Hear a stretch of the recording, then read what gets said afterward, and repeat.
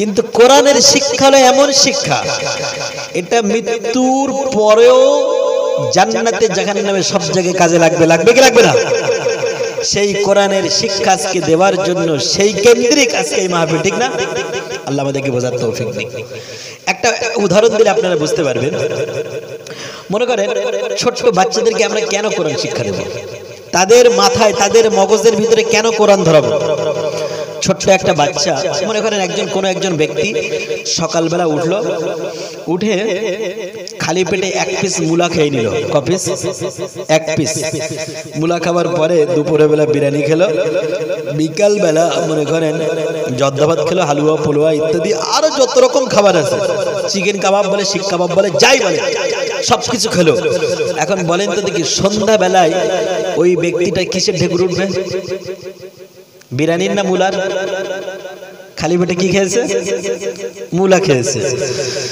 সন্ধ্যাবেলা যখন ঢেকুরটা উঠবে, মুলোর ঢেকুরি, আপনারা বিজ্ঞ মানুষ, জ্ঞানী মানুষ বুঝতে পারছেন। আমার প্রিয় ভাইরা, একজন ব্যক্তি যেমন সকালবেলা মুলা খাবার কারণে তারপরে বিরিয়ানি খেলো, হালুয়া খেলো, মুরব্বা খেলো, চিকেন কাবাব, শিক কাবাব, কত দুনিয়ার হাবিজাবি খাবার খেলো, কিন্তু সন্ধ্যাবেলা যখন ওই ব্যক্তিরা ঢেকুর ওঠা শুরু হলো, ওই ব্যক্তির কণ্ঠের ভিতর দিয়ে মুলার গন্ধ বাইর হবে। কারণ সকালবেলা জীবনের শুরুতেই, একদম দিনের শুরুতেই সে খেয়েছে মুলা। আমার প্রিয় ভাইরা, ঠিক তেমন ভাবে আপনাদের ছোট্ট ছোট্ট বাচ্চাদের মাথায় যদি কোরআনুল কারীম ঢোকাতে একবার পারেন, ছোট্ট মগজে যদি কোরআনটাকে ঢোকাতে পারেন, তার জীবনের শেষ সময় পর্যন্ত যে ঢেকুরটা উঠবে সেটা হলো আল্লাহর কোরআনের ঢেকুর। জোরে বলুন না সুবহানাল্লাহ। আমার প্রিয় ভাইরা, আজকে দুনিয়ার মানুষ তার সন্তানদের অনেক শিক্ষা দেয়, ডাক্তার বানায়, মাস্টার বানায়, উকিল বানায়, ব্যারিস্টার বানায়। আমরা কোনো কিছু শিক্ষা দিতে নিষেধ করি না, কিন্তু যদি কোরআনের শিক্ষাটা আপনি না দেন, হযরত ওমর বলেন, একজন ব্যক্তি দুনিয়ার সব শিক্ষা অর্জন করলো কিন্তু কোরআনের শিক্ষা থেকে বঞ্চিত হয়ে গেল, সেই মানুষটা যতই জ্ঞানী হোক, তার পাশে আমরা একটা লোকাবে লাগিয়ে দেই, সেই মানুষটা নিতান্তই মূর্খ থেকে গেল। কিন্তু একজন মানুষ দুনিয়ার সমস্ত শিক্ষা ঠিকঠাক ভাবে অর্জন করতে পারলো না, কিন্তু কোরআনুল কারীমের শিক্ষাটা যদি ঠিকঠাক ভাবে অর্জন করতে পারে, আমরা সেই মানুষটার পিছনে জ্ঞানী লোকাপটা দিয়ে দিতে পারি। জোরে বলুন সুবহানাল্লাহ। আমার ভাইরা, আপনাদের সন্তানদেরকে কোরআন শিক্ষা দিয়েছেন। কোরআনের শিক্ষা এমন একটা শিক্ষা, আল্লাহ তাআলা রব্বুল আলামিনের নবী বলেন, মান ক্বারাআল কুরআনা ফাস্তাযহারাহু ফাহাল্লা হালালাহু ওয়া হারামা হারামাহু ওয়া আদখালাহুল্লাহুল জান্নাহ ওয়া শাফাআহু ফি আসরাতিন মিন আহলি বাইতিহি ক্বাদ ওয়াজাবাত লাহুমুন নার। জোরে বলেন আল্লাহু আকবার। বিশ্বনবী বলেন, কোরআনের শিক্ষাটা এমন একটা শিক্ষা, যদি কোনো ব্যক্তি মান ক্বারাআল কুরআন, যদি কোনো ব্যক্তি কোরআনুল কারীম তেলাওয়াত করে, কোরআনটাকে পড়ে, শুধু পড়লো না, কোরআন বুঝলো, কোরআন মানলো, সেই সাথে সাথে আল্লাহ তাআলা রব্বুল আলামিনের নবী বলেন, ফাহাল্লা হালালাহু, কোরআনুল কারীমের ভিতরে আল্লাহ তাআলা রব্বুল আলামিন বান্দার জন্য যেটা হালাল হিসেবে ঘোষণা করেছেন, ওই বান্দা কোরআন শিক্ষার সাথে সাথে ওই হালালটাকে মেনে নিল। ওয়া হারামা হারামাহু, আর কোরআনের ভিতরে যেটা নিষেধ বলে আল্লাহ ঘোষণা করেছেন, ওই বান্দা কোরআন শিক্ষার সাথে সাথে কোরআনের প্রত্যেকটি নিষেধকে সে মেনে নিল, হারামকে হারাম বলে মেনে নিল। আল্লাহর নবী বলেন, ওয়া আদখালাহুল্লাহুল জান্নাহ, অবশ্যই আল্লাহ ওই ব্যক্তিকে জান্নাতে প্রবেশ করাবেন। জোরে বলুন সুবহানাল্লাহ। কোরআন পড়লো, কোরআন বুঝলো, কোরআন মানলো, কোরআনে হারাম হালাল গুলো মেনে নিল, আল্লাহর নবী বলছেন জান্নাতে যাবে। এখন নবীর কথা সত্য না মিথ্যা? দুনিয়ার সমস্ত মানুষের কথা মিথ্যা হতে পারে। চাঁদ না উঠতে পারে, চাঁদ দিনের বেলা উঠতে পারে, রাত্রে বেলা না উঠে। সূর্য আমার ভাইরা দক্ষিণ দিক থেকে, পূর্ব দিক থেকে, দক্ষিণ দিক থেকে, উত্তর দিক দিয়ে উঠতে পারে, কিন্তু বিশ্ব নবীর কথা কোনোদিন মিথ্যা হতে পারে? যদি বলেন পারে। আল্লাহর নবী আমার নবী, তিনি হলেন সত্য নবী, যে নবীকে আল্লাহ তাআলা রব্বুল আলামিন তার ব্যাপারে বলতে গিয়ে বলেন তিনি হলেন ইন্নাকা লাআলা খুলুকিন আযীম, মহান চরিত্রের অধিকারী। সেই নবী আরো বলেন, ওয়াসাফাহু ফি আসরাতিন মিন আহলি বাইতিহি ক্বাদ ওয়াজাবাত লাহুমুন নার। ওই ব্যক্তিটি শুধু কোরআন শিখে নিজে জান্নাতে গেলে এমনটি নয়, বরং ওই ব্যক্তিকে আল্লাহ তাআলা রব্বুল আলামিন কিয়ামতের ময়দানে এমন 10 জন ব্যক্তিকে সুপারিশ করার অনুমতি দেবে, যাদের জন্য পূর্বে থেকেই জাহান্নাম ঘোষণা হয়ে গিয়েছিল। সুবহানাল্লাহ। যে ব্যক্তি কোরআন শিখলো, কোরআন মানলো, বুঝলো, হারাম হালাল মেনে নিল, ওই ব্যক্তিকে কিয়ামতের ময়দানে আল্লাহ বলবেন তুমি এমন 10 জন ব্যক্তিকে সুপারিশ করো যাদের জন্য জাহান্নাম ওয়াজিব হয়ে গিয়েছিল। এমন ব্যক্তিকে বলা হবে তুমি এমন ব্যক্তিদেরকে সুপারিশ করো যাদের জন্য জাহান্নাম ওয়াজিব হয়ে গিয়েছিল। আমার ভাইরা, আল্লাহর নবী এই হাদিসের ব্যাখ্যা দেখলে বোঝা যাবে ওই হাফেজে কোরআন, মনে করেন কোরআনুল কারীমে হাফেজ, সে জান্নাতে যখন চলে যাবে, জান্নাতে চলে যেতে যেতে তার সামনে ডাইনে বামে পিছনে আল্লাহর ফেরেশতারা থাকবে, তাকে স্লোগান দিতে দিতে দিতে দিতে জান্নাতের দিকে নিয়ে যাবে। যারা বলেন সুবহানাল্লাহ। তাকে যখন জান্নাতের দিকে নিয়ে যাবে, সে তখন হঠাৎ করে থমকে দাঁড়িয়ে যাবে। দাঁড়িয়ে যাবার সাথে সাথে ফেরেশতারা বলবে ও আল্লাহর বান্দা হাফেজে কোরআন, তুমি কেন দাঁড়িয়ে গেলে, কি তোমার কারণ বলো? তখন ওই হাফেজে কোরআন বলবে শুনুন, আল্লাহ আমাকে জান্নাত দিয়েছে, আমি জান্নাতে চলে যাই, কিন্তু জান্নাতে চলে যেতে যেতে আমার হঠাৎ করে স্মরণ হয়ে গেল, আমার হঠাৎ করে মনে হয়ে গেল আমার মায়ের কথা, যে মা নিজের কোনো ইনকাম ছিল না, লাউ বিক্রি করা, কদু বিক্রি করা, মুরগির ডিম বিক্রি করা পয়সাগুলো আমার জন্য জমিয়ে জমিয়ে আমার এই কোরআনুল কারীম যখন মুখস্থ করেছিলাম তখন আমার পিছনে খরচা করেছিল গো আল্লাহ। আমি আজকে দেখতে পাই আমার সেই মা জাহান্নামের আগুনে পড়ে, কিন্তু আল্লাহ তুমি তো বলেছিলে নবীর মাধ্যমে 10 জন ব্যক্তিকে সুপারিশের কথা তো তুমি আল্লাহ ঘোষণা দিয়েছিলে, আজকে আমি আমার ওই মাকে না নিয়ে তোমার জান্নাতে যাব না। আল্লাহ তাআলা রব্বুল আলামিন বলেন ফেরেশতারা, আমার বান্দা যখন ওই হাফেজে কোরআন যখন তার মায়ের কথা ঘোষণা দিয়েছে, আমি আমার পূর্বের ঘোষণা অনুযায়ী তার মাকেও জান্নাতে যাওয়ার ব্যবস্থা করে দিলাম। ওই ব্যক্তি আবার জান্নাতের দিকে যাবে, কিছু দূর যেতে যেতে আবার হঠাৎ করে থমকে দাঁড়িয়ে যাবে, বলবে ওগো আল্লাহ আমার মায়ের কথা তো মনে পড়ে গেল, মায়ের কথা তো শুনে মাকে জান্নাত দিলেন, কিন্তু আমার আব্বুর কথা কি করে ভুলি, আমার আব্বু আমার জন্য কত কষ্ট করেছে, নিজে ভালো কোনোদিন জুতা পরতে পারে নাই, সন্তানের মুখের দিকে তাকায়া নিজে জুতা না পরে নিজে ছেঁড়া চপ্পল পরে সন্তানকে নতুন জুতা কিনে দিয়ে ঈদের মাইদের খুশি করিয়েছিল, আজকে আমি দেখি আমার ওই পিতা জাহান্নামের আগুনে হাবুডুবু খায়, ও আল্লাহ আমার পিতাকে না নিয়ে জান্নাতে যাব না। সুবহানাল্লাহ। ওই ব্যক্তির কথা ঘোষণা অনুযায়ী আল্লাহ তাআলা রব্বুল আলামিন বলবেন ও আমার হাফেজে কোরআন, তুমি শুনে রাখো, তোমার সুপারিশে তোমার পিতাকেও আমি জান্নাতের সার্টিফিকেট দিয়ে দিলাম, তোমার পিতাকে তুমি জান্নাতে নিয়ে যাবার ব্যবস্থা করো। পিতা জান্নাতে চলে যাবে, মা জান্নাতে চলে যাবে, ওই হাফেজে কোরআন আবার জান্নাতে যাবে, ফেরেশতারা তার সামনে পিছনে ডানে তাকে স্লোগান দেবে ও হাফেজে কোরআন তুমি আগিয়ে চলো, তোমার কোনো ভয় নাই, রাজপথ ছাড়ি নাই, সামনে আছি পিছনে আছি, তুমি সামনের দিকে চলো, জান্নাতের দিকে অগ্রসর হও। ওই হাফেজে কোরআন যখন জান্নাতের দিকে যাবে, জান্নাতের নিকটবর্তী পৌঁছে যাবে, হঠাৎ করে আবার থমকে দাঁড়িয়ে যাবে, ফেরেশতারা বলবে আবার কেন দাঁড়িয়ে গেলে, কি হয়েছে তোমার বলো? তখন ওই হাফেজে কোরআন বলবে আমি জান্নাতে যাব তো সত্য, কিন্তু জান্নাতে যেতে যেতে অমুক ব্যক্তির কথা মনে পড়ে গেল, আমার পিতা বড়ই গরিব ছিল, আমার মা বড় গরিব ছিল, কিন্তু আমার চাচা, আমার দাদা, আমার প্রতিবেশী, আমার শিক্ষক সারা জীবন কষ্ট করে আমার পিছনে মেহনত করেছিল, তাদের কষ্টার্জিত পয়সাগুলো আমি যখন হাফেজ পড়েছিলাম তখন আমার পিছনে খরচ করেছিল, আজকে আমি দেখতে পাই আমার প্রতিবেশী, আমার চাচা, আমার দাদা, আমার নানা, যাদের কষ্টার্জিত পয়সা নিয়ে আমি হাফেজে কোরআন হয়েছিলাম, আজকে তারা তো জাহান্নামের আগুনে পড়ে, তাদেরকে ফেলে আমি আল্লাহর জান্নাতে যেতে চাই না। সুবহানাল্লাহ। যখন কোনো বান্দা জান্নাতে যাবে না, আল্লাহ তার কথা ফেলবেন না, কারণ আল্লাহ বলেছেন যে জান্নাতি যারা হবে তাদের কোনো মনের ইচ্ছাকে আল্লাহ অপূর্ণাঙ্গ রাখবেন না, মনের ভিতরে যা চাইবে লাহুম ফিহা মা ইয়াশাউন, আল্লাহ বলছেন তাদের যা মন চাইবে আমি সবটাই দেব, শুধু তাই দেব না, বরং তার থেকে আরো এত অধিক দেব যে তারা কল্পনা করতে পারবে না। সুবহানাল্লাহ। আমি একটা হাদিসে পড়তেছিলাম যে একজন ব্যক্তি, তাকে ঘোষণা দেওয়া হবে ও জাহান্নামী শোনো, তুমি দীর্ঘদিন জাহান্নামে থেকেছো, এবার জান্নাতে যাবার জন্য তুমি তৈরি হয়ে যাও। আমার ভাইয়েরা, এখানে তিরপল দেওয়া আছে না নাই? আপনারা সামান্য বৃষ্টির জন্য কেন একটু অমনোযোগী হয়ে যাচ্ছেন?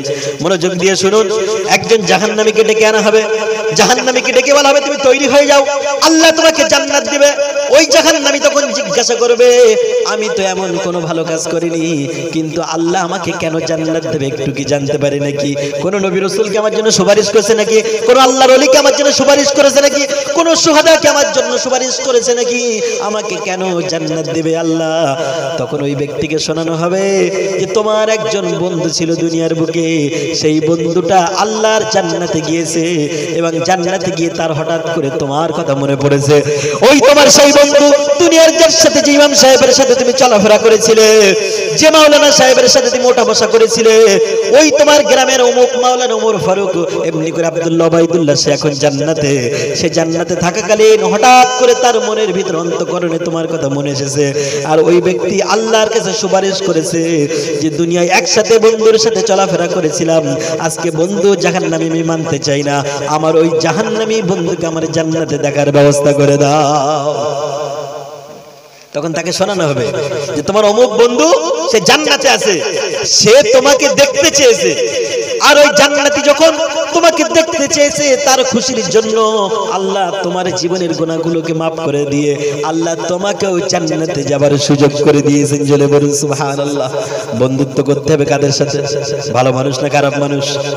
লোভ হাসে সঙ্গ দেশে, ঠিক কিনা? আপনার সৎসর্গে স্বর্গে বাস, অসৎ সঙ্গে নরকে বাস, কথা একটাই। এই জন্য আপনার যিনি বন্ধু হবেন দেখতে হবে সে আল্লাহওয়ালা কিনা। বন্ধু যদি কোনো মাতাল, দাতাল, গাঁজাখোর, মদখোর, নারীখোর এমন যদি বন্ধু হয়, সে যেখানে জাহান্নামে যাবে আপনার ঠিকানা ওখানে জাহান্নাম হবে।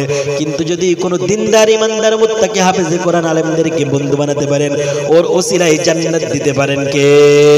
এই জন্য আল্লাহ তাআলা রব্বুল আলামিন বলেন, ইয়া আইয়ুহাল্লাযীনা আমানুত্তাকুল্লাহা ওয়া কুনু মা'আস সাদিকিন। হে ঈমানদারেরা, তোমরা আল্লাহকে ভয় করো, ওয়া কুনু মা'আস সাদিকিন, আর সত্যবাদীদের সাথে তোমরা থাকো, সত্যবাদীদের সাথে তোমরা সৎসর্গ, তাদের সাথে তোমরা মিশে থাকো। আমার ভাইরা বলতেছিলাম, ওই হাফেজে কোরআন যখন এমন কথা বলবেন, আল্লাহ তাআলা রব্বুল আলামিন বলবেন, ও হাফেজে কোরআন, তোমার পিতা, তোমার মাতা, তোমার প্রতিবেশী আর এমন কেউ কি আছে নাকি যারা তোমার এই কোরআনুল কারীম পড়ার জন্য সহযোগিতা করেছিল? আজকে তুমি তাদের জন্য সুপারিশ করো, আমি তোমার সুপারিশে তাদের জান্নাতে যাবার ব্যবস্থা করে দেব। জোরে বলুন সুবহানাল্লাহ। আজকে আপনাদের এলাকায় এই যে কোরআনুল কারীম বাচ্চাদেরকে শেখানো হচ্ছে, এটা কোনো ছোট বিষয়, কোনো ছোট্ট বিষয় নয়। গ্রামের মানুষের কোনো বিপদের কারণে কবরে পাকড়া হয়ে যেতে পারে, কিন্তু এই যে এটাকে সহযোগিতা করছেন, এই ওসিলায় খুশি হয়ে জান্নাত দিতে পারেন কে? জান্নাতে যাওয়ার জন্য আপনার সব ভালো কাজ যে আল্লাহর কাছে কবুল হবে এমনটি নয়, কিন্তু আপনার জীবনে কোনো একটি ভালো কাজ যদি আল্লাহর দরবারে কবুল হয়, ওই একটি ভালো কাজের কারণে আপনাকে মাফ করে দেওয়ার ক্ষমতা কে রাখেন? আল্লাহ। আল্লাহ যদি আপনাকে মাফ করে, দুনিয়ার কেউ কি কৈফিয়ত করতে পারবে? আল্লাহ তুমি ওকে মাফ করলে কেন? আল্লাহ তাআলা রব্বুল আলামিন বলেন, ফাআলুল লিমা ইউরিদ, তিনি যা ইচ্ছা তাই করেন, যাকে ইচ্ছা তাকে ক্ষমা করবেন, তার বিরুদ্ধে কৈফিয়ত করার ক্ষমতা কেউ রাখে না। রাখে কি?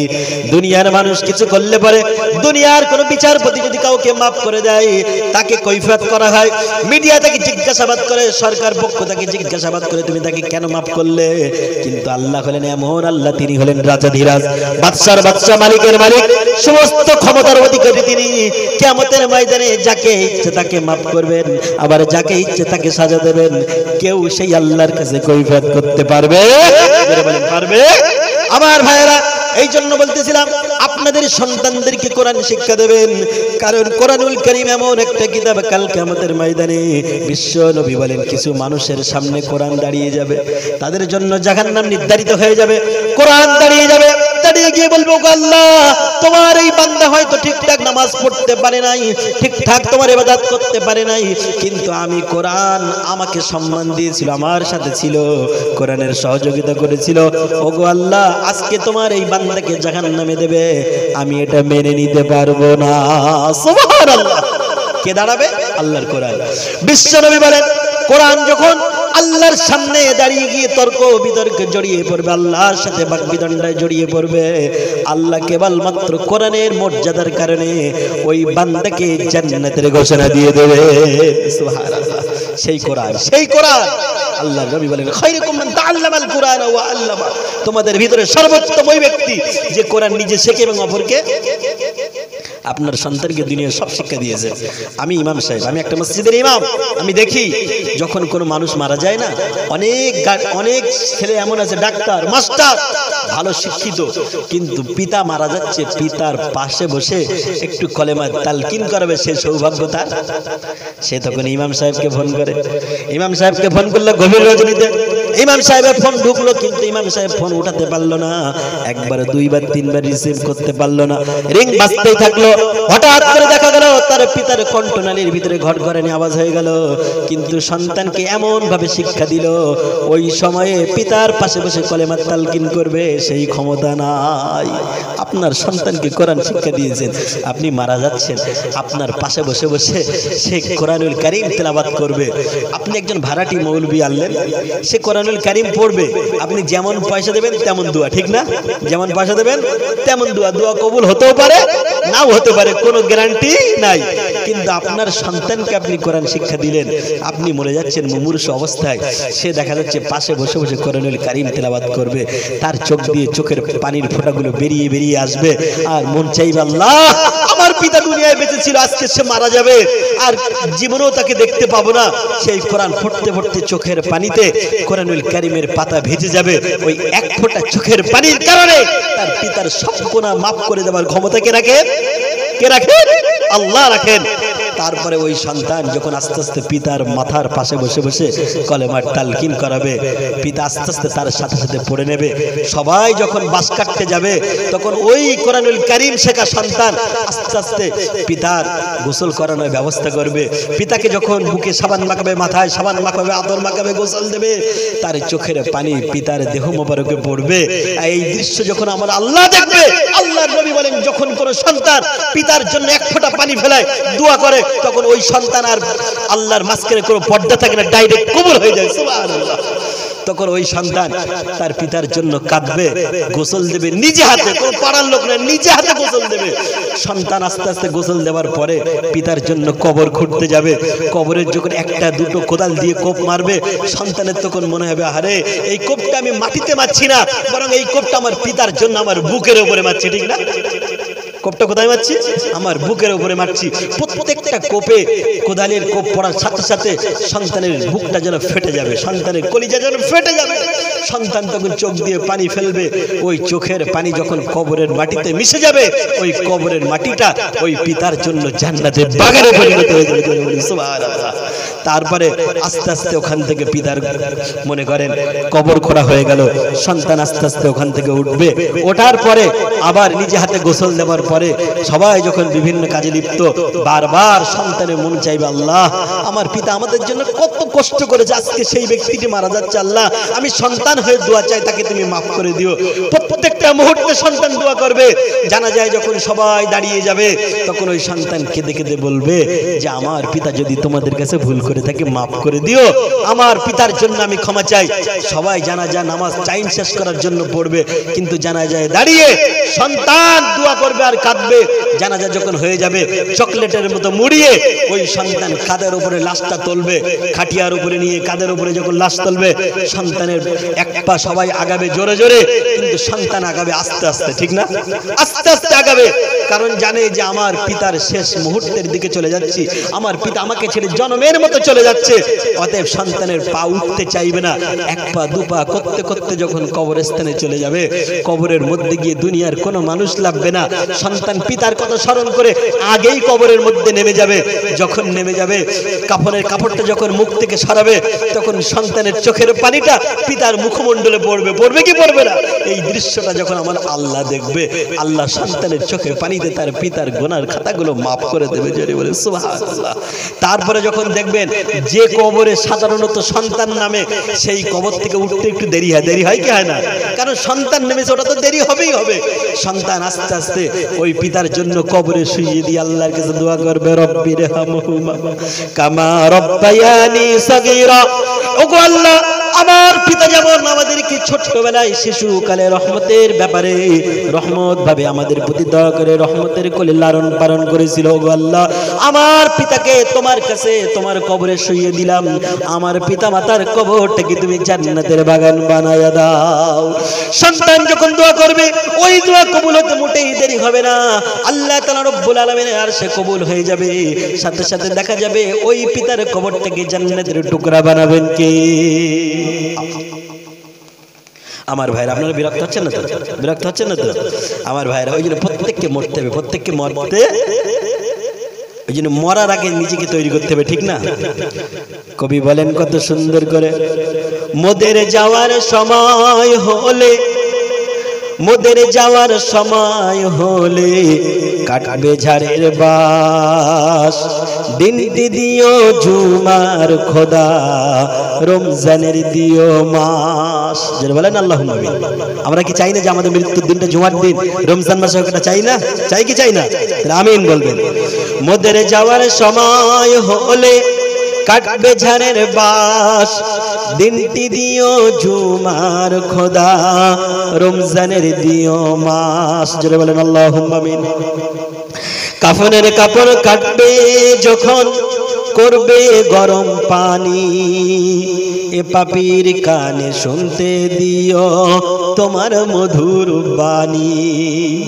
কাফনের কাপড় কাটবে যখন করবে গরম পানি, এ পাপীর কানে শুনতে দিও তোমার মধুর বাণী। আল্লাহুম্মা আমিন। পরের হাতে হবে গোসল, এ হাত সেদিন চলবে না। চলবে কি হাত? হাত চলবে? কত বড় ডাক্তার, কত বড় মাস্টার, কত বড় ব্যারিস্টার, কত বড় পাওয়ারফুল, কত বড় শক্তি ক্ষমতার অধিকারী, সেদিন এ হাত সেদিন চলবে না। পরের হাতে হবে গোসল, এ হাত সেদিন চলবে না।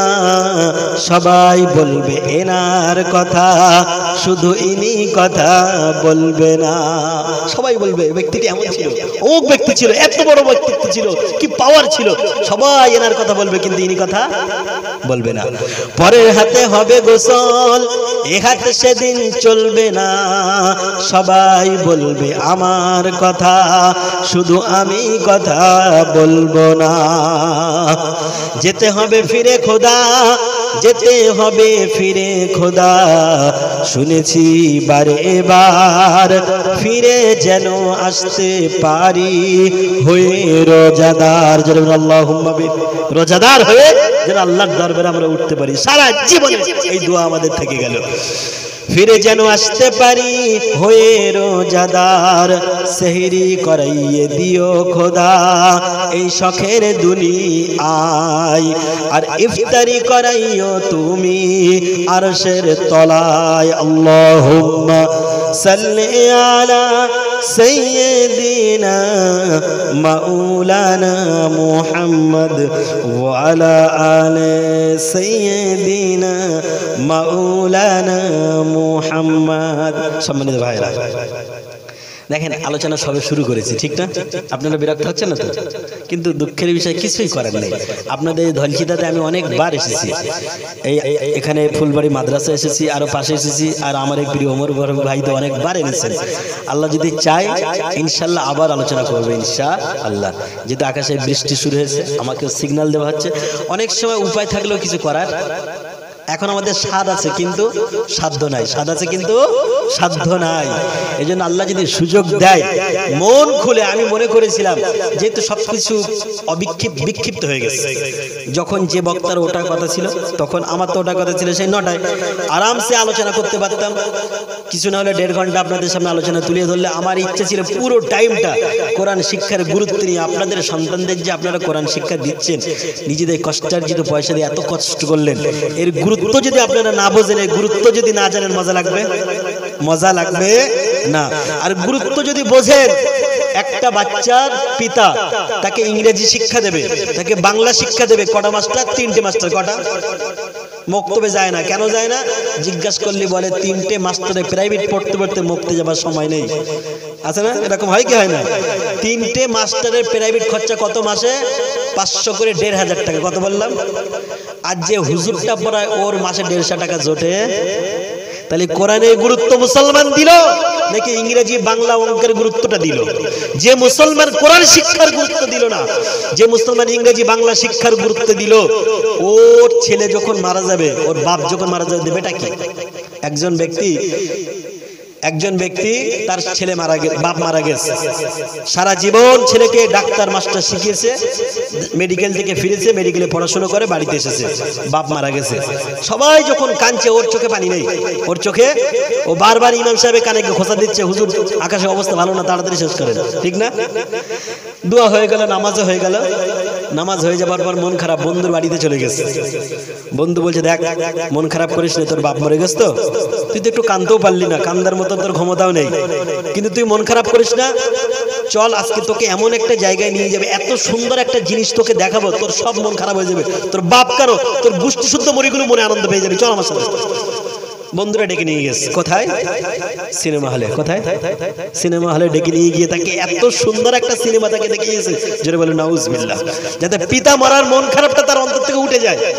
সারা রাত ধরে সিনেমা দেখেছে, ফজরের সময়, সকালবেলা আস্তে আস্তে আস্তে আস্তে সারা রাত ধরে সিনেমা দেখে ফজরের সময় পিতার কবরের পাশ দিয়ে আস্তে আস্তে যাচ্ছে আর বলছে, আব্বু সারা রাত ধরে সওয়াব কামাইছি। কি কামিয়েছে? সারা রাত ধরে সওয়াব কামিয়েছি। এখন তোমার জন্য তো দেওয়ার মতো আমার কাছে কিচ্ছু নাই, কারণ যেটা শিখলে দিতাম সেটা তো শেখাও নাই, সেটা তো শেখাও নাই, কিন্তু যেটা শিখিয়েছো তার থেকে দেওয়ার মতো কিচ্ছু নাই। সারা রাত ধরে যা কামালাম আল্লাহর রাস্তায় সব তোমার আমলনামায় দিয়ে গেলাম, তুমি এটা নিয়ে খুশি হয়েও। জোরে বলুন নাউজুবিল্লাহ। ওই সারা রাত ধরে যা গোনা কামিয়েছে, ওইটা যদি পিতার উপরে হাওলা করে দেয়, পিতার জান্নাতের দরজা খুলবে না জাহান্নামের দরজা খুলবে? পিতার সার্টিফিকেট কি বাকি থাকবে জাহান্নামের? প্রিয় ভাইরা, এই জন্য কোরআন সন্তানদেরকে শিক্ষা দিতে হবে। সময় নেই, আমি শেষ করে দিচ্ছি, আল্লাহ চাইলে সুযোগ দিলে ইনশাল্লাহ আবার আলোচনা করব, একদম সময় কম। কিছু বলবেন না? এগোরে দেবো। আমার সাথে যেহেতু সাবরেশনী মূলক, আমার সাথে সাথে আপনারা একটু পড়ে নেন। 3 বার সূরা ইখলাস পড়েন, 3 বার সূরা ফাতিহা পড়ে নেন।